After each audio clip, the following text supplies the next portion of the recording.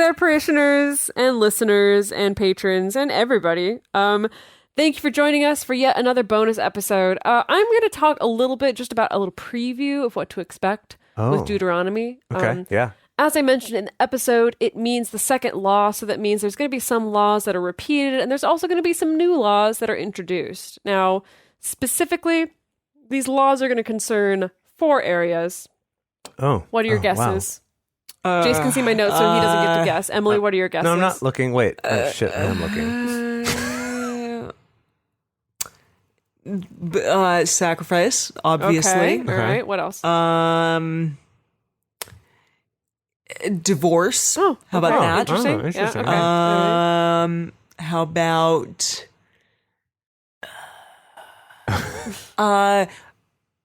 clean and unclean? Okay. The revival. Yeah. Purity. Yeah. And I don't know, something about more holidays. Okay. Oh, okay. That's pretty close. I think you actually kind of got it, but more in the sense that these are broader categories that I think all your guesses would fall underneath. So we're going to cover laws of religious observance. So like the holidays. So the holidays, nailed sacrifices, things like that. Okay. We're going to have laws concerning officials, like establishing the judges and establishing the legal structure.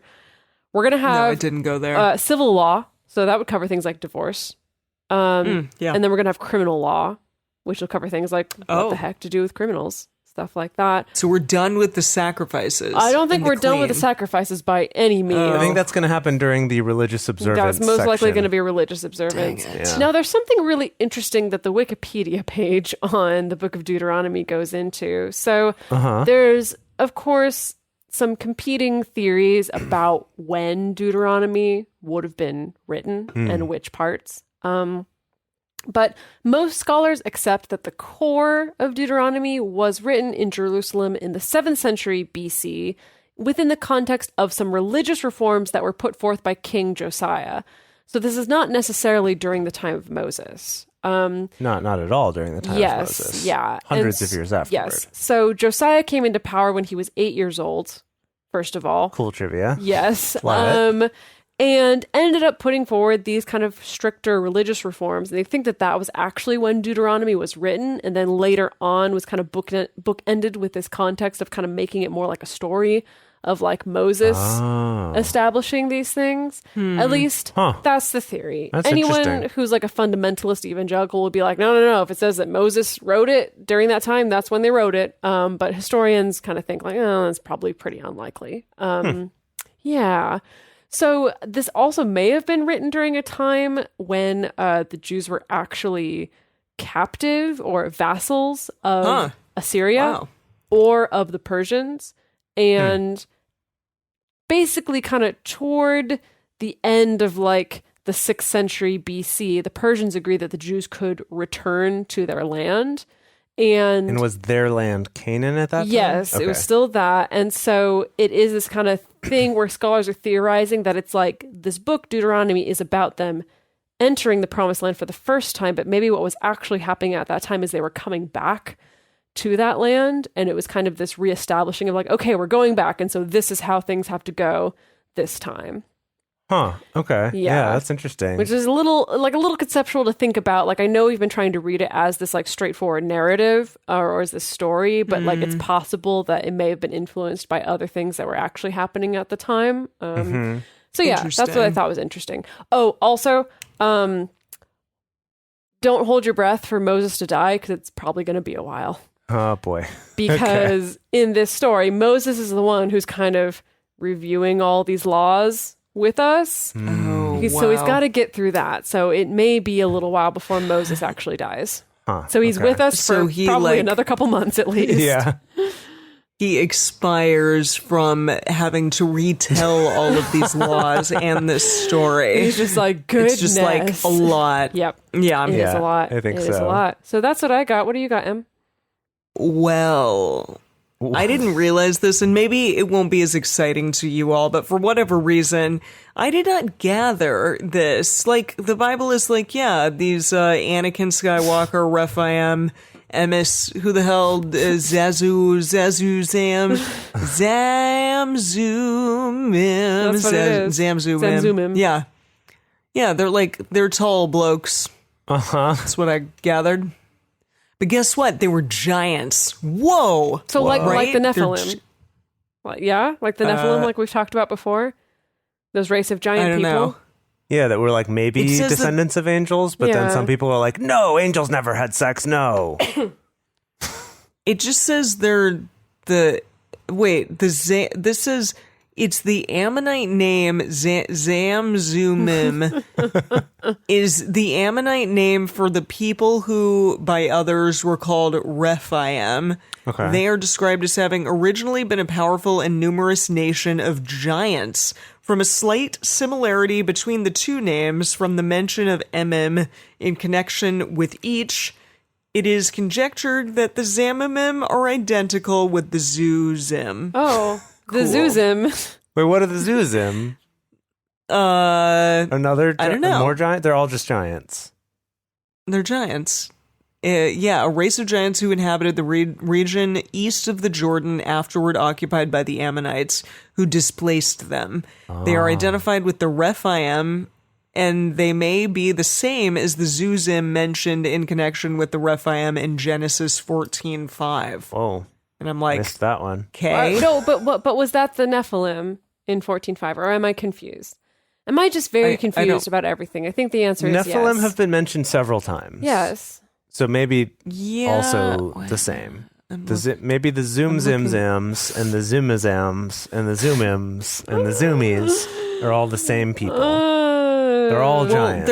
Maybe they are the same people. Well, and it's interesting because they're about to talk about it in literally the next chapter. Oh, we're gonna get Og, more. king of Bashan, remained of the remnant of giants. Behold, his bedstead casket was a bedstead of iron. It is not in Rabbath of the children of Ammon.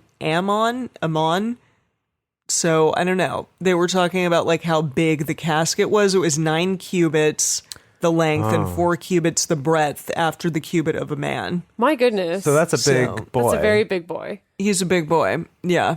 It says we can safely say that Og, the king of Bashan, was somewhere between 7 and 13 feet tall. But, Okay, so that's the cubit translation Oh. to our measurements but today. Wow. gosh, Did you say Philistine? No, what were you saying, Nephilim. Dedeker? I said Nephilim. Not the same. Philistines are a Yeah. different thing. Yes. Well, there's a Philistine giant known as Goliath. Oh, spoiler alert. That's going to I take us a know while before about we get David there. and Goliath. Yeah. I know about David and Goliath, but they were like, yeah, he was a giant, and he was a Philistine giant. So the same, so it seems like there were giants in the sky. Sorry, there were giants. There are giants in the sky. Yeah, that apparently. perhaps these other peoples, like the Ammonims, the Ephraimims, or the Philistines, or whoever, took their lands, but maybe also mated with them, and so they had some people who were descendants of these With giants. these giant people. Or like in Game of Thrones, where he, was raised on giant milk. Emily, Oh. you with me? Yeah, I am, but yeah, I do remember that. What? And I was kind of like, What? Huh. it just was a little. That whole scene was like he was just very, very visceral about his reenactment of the giant's milk. Yeah. A little bit, but it's fine. Yeah. I just for fun, I'm just going to read this to you real quick from BibleHistory.net. Oh, It boy. says evidence for the giants. In the Valley of the Jolly, ho ho ho, Green Giant was the slogan of a popular television commercial that aired back in the 1960s, an advertisement for Green Giant canned vegetables, and their mascot was the ho ho ho chanting Green Giant. Well, that might be Fantasyland, but getting back to reality. Okay. Okay. The Bible does mention some giants that lived in the lush green valleys of the land of Canaan, and they were mentioned as a race of men called the Anakim, Rephaim, and the Emims. So, Yeah. There you go. There you go. All There right. they are. that's who they were talking about. Wow. That's pretty fun. What if the Israelites were just very short? And so to them, everyone was a giant. See, that's what I thought. That's what I had thought initially. I was like, oh, they're just, referring to these people that were taller than they. but That's, what's funny is they're referencing giants. when your unit of measurement is a cubit, which is based on the length of the forearm and the hand of your peoples, it's all relative. That's true. That maybe is true. maybe they were a small, short people, and that small, short people. and that eventually Maybe. they bred with these giants, and now we have our like average-sized people. I don't know. Well, that's debatable. It's like a Hagrid situation up in there. I don't know. Maybe. Gosh, yeah. Yeah, I don't know. well, we'll never. I did not expect to find that, but, Deuters has not disappointed so far. I've not thought about the So, Jolly Green Giant in quite a while. That's true. Yeah. Well, He's still around. leave That it to brand's the still Bible. around. I haven't seen it around. yeah. I mean, I have not really been I buying think- canned vegetables so much That's true. in these days. Yeah, I don't know. Gosh, like it introduced was in there in the 1903. 90s. My goodness. What? Wow. Yeah. that's- 1903? That's how old that giant is. He's more than 100 years old. That's Uh-huh. amazing. He's way more than 100 now. It was a, Cool. Oh, well, okay, to be fair, it was originally the Minnesota Valley Canning Company that was founded in 1903. He didn't become Green Giant, Great Big Tender Peas, was used in 1925. So he's maybe not quite over 100 years old. Okay, not quite yet, Yeah. but Wow, soon. amazing. Wow. Okay.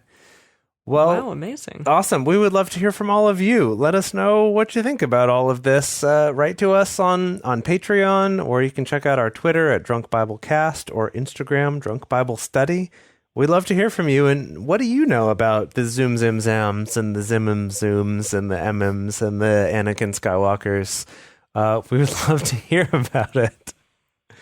All right. We'll see you all next time on Drunk Bible Study. Drunk Bible Study.